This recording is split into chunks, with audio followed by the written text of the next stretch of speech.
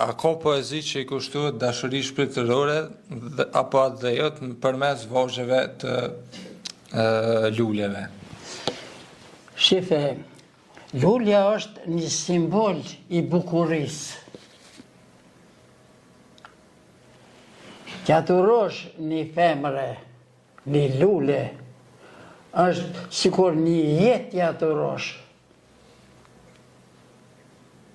Me atë buzëqeshje tënde, që e thash atë, ajo do t'jetë e vërtet, apo se të pëlqej fjala. Po.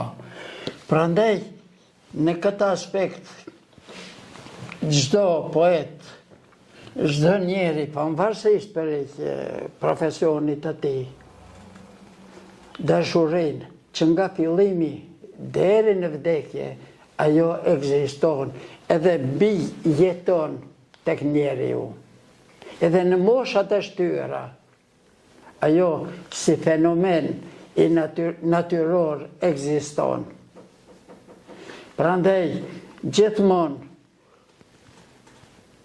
femrës duhet të dhurosh gjithmonë një buzëqeshje të ëmbël, e po jo buzëqeshje të hidhura, të tharpta, të atin.